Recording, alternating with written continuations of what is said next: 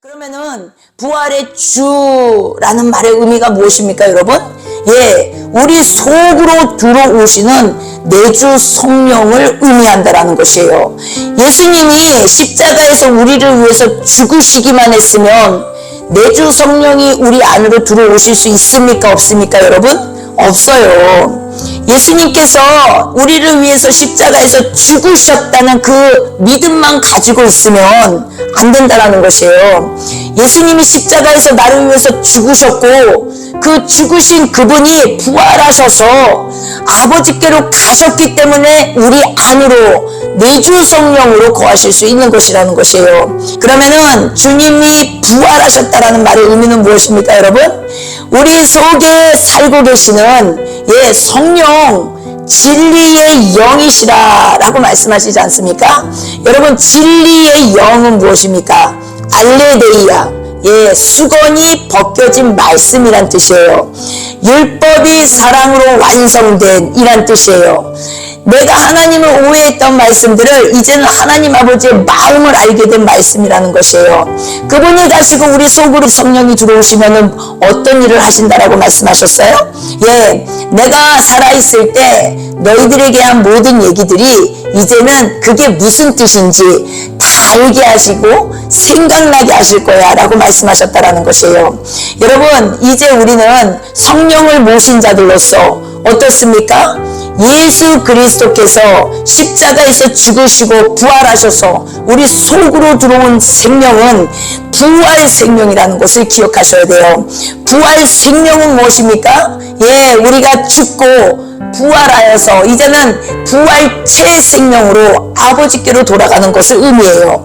예수님의 몸처럼 변화되는 부활체 생명들임을 기억하셔야 됩니다. 늘 말씀드리지만 몸이 있는 영적 존재라는 것이에요. 하나님의 아들들, 하나님의 권속, 하나님의 가족이 되는 이 놀라운 엄청난 사건, 이 땅에서만 끝이 아니라 이 땅에서부터 부활의 삶이 시작된 교회의 생명, 이 신부의 생명이 무엇입니까? 바로 부활체 생명이라는 것을 기억하셔야 된다는 것이에요. 그러면 여러분, 한번 생각해 보십시오. 이 땅에서 우리가 이 썩을 몸, 100년이면 썩어 없어질 이 몸을 위해서 우리가 그렇게 목숨 걸고 열심히 산다라는 것이에요. 근데 여러분, 이 썩어 없어질 몸은요, 길어야 100년이면 없어진다라는 것이에요. 여러분, 그런데 우리는 어떤 몸이 있습니까? 영원히 썩지 않을 몸, 영원히 썩지 않을 몸을 입게 돼 그 날이 우리 앞에 있고, 그리고 그 날을 보증으로 우리 안에 영원히 썩지 않을 몸을 입으신 그분이 우리 안에 들어와 계신다라는 것이에요, 여러분. 그분의 생명이 우리 안에 들어와 계신다라는 것이에요. 그분의 호흡이 우리 안에 들어와 계신다라는 것이에요. 그분의 생각, 감정, 의지가 우리 안에 들어와 계신다라는 것이에요. 그런데 여러분, 우리가 왜 이 진리를 알면서도 왜 계속 우리는 썩어 없어질 나의 몸을 보면서 계속적으로 고민하고 힘들어하고 어려워하고 고통스러워하면서 살까요?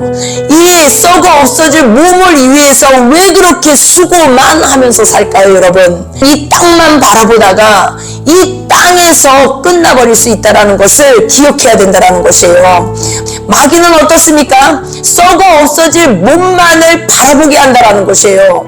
마귀는 어떻습니까? 썩어 없어질 몸만을 위해서 일을 하게 한다는 것이에요. 여러분, 이것을 기억해야 한다는 것이에요. 하나님께서는 우리에게 주신 이 생명, 부활 생명은요, 그 생명이 아니라는 것을 기억하셔야 돼요. 이 생명을 가진 자는 이제 어떻습니까? 이 땅에서 살아갈 때 모든 것을 가진 자로서, 모든 것을 소유한 자로서 어떻습니까? 더 이상 이 땅에 매여, 이 땅에 굴복하며, 이 땅에 이 세상 신에게 끌려다니면서 어리석은 삶을 살지 않게 된다는 것이에요. 하나님의 나라는 말에 있지 아니하고 능력에 있다라고 말씀하신다라는 것이에요. 여러분의 삶 가운데 능력의 삶이 되셨습니까, 여러분? 부활의 주로 인하여서 내 안에 살고 계시는 그분으로 인하여서요, 여러분 능력의 삶이 되셨습니까? 마귀는요, 우리를 속이는 존재라고 말씀드렸어요.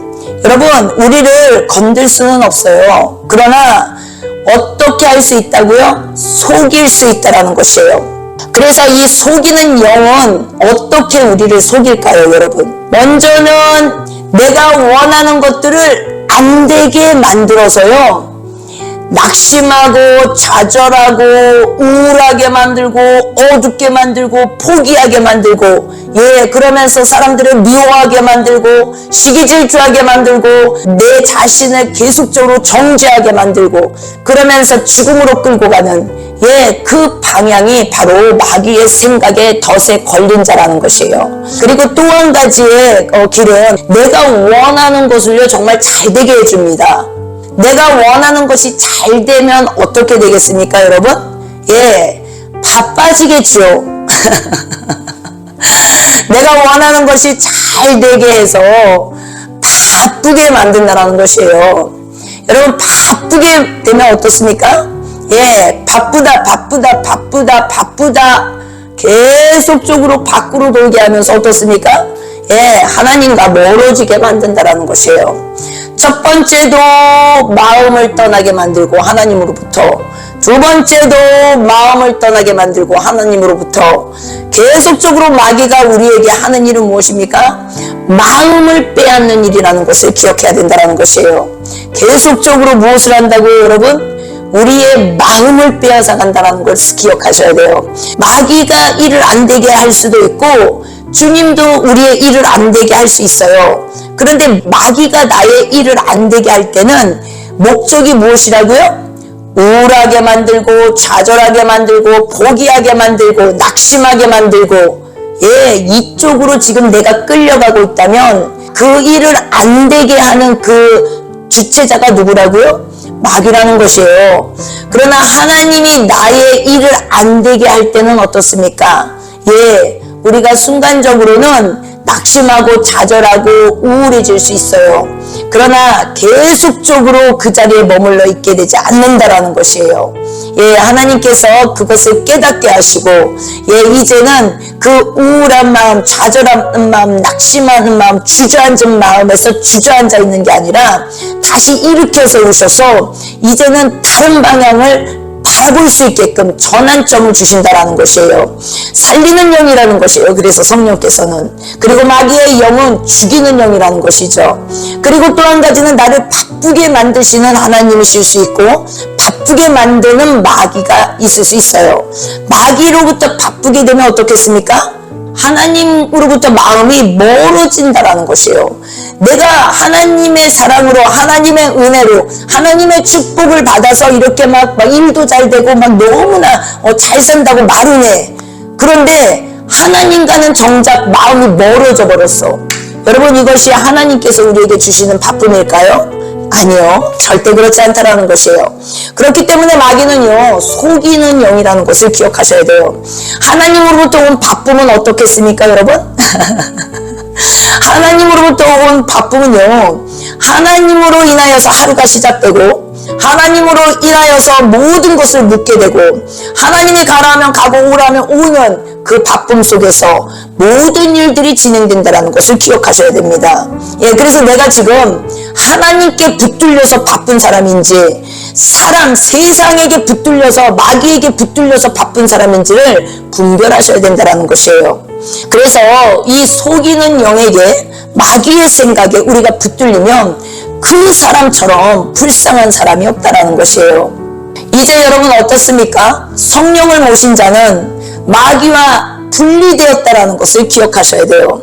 그래서 나를 하나님께서 심판하시는 게 아니라 마귀를 심판하시는 것이라는 것을 기억하셔야 돼요.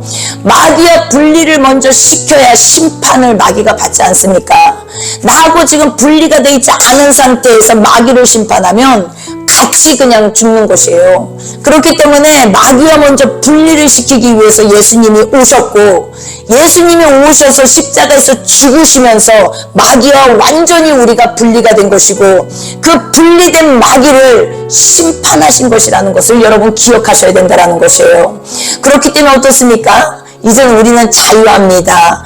억압되지 않습니다. 짓눌리지 않습니다. 포로에서 자유케 되었습니다. 상처와 쓴뿌리가 마귀의 양식이라는 걸 여러분 기억하셔야 돼요. 그 모든 것에서 자유케 됐고 해방됐고 그분이 십자가에서 죽으셨을 뿐만 아니라 우리 속으로 들어와서 지금 살아계신 부활의 주로서 함께 살고 계신다는 것을 기억하셔야 된다는 것이에요. 요한복음 11장 23절에 예수께서 이르시되 내 오라비가 다시 살아나리라. 24절 마르다가 이르되 마지막 날 부활 때에는 다시 살아날 줄을 내가 아나이다. 예, 마지막 날 부활 때는 다시 살아날 줄 안다는 것이에요. 그러나 지금 살아있는 부활의 주는 부인하고 있는 것이에요. 예수께서 이르시되 나는 부활이요 생명이니 나를 믿는 자는 죽어도 살겠고 무릇 살아서 나를 믿는 자는 영원히 죽지 아니하리니 이것을 내가 믿느냐. 여러분, 영원히 어떻게 사람이 죽지 않습니까? 사람은요 100년이면 다 죽지요.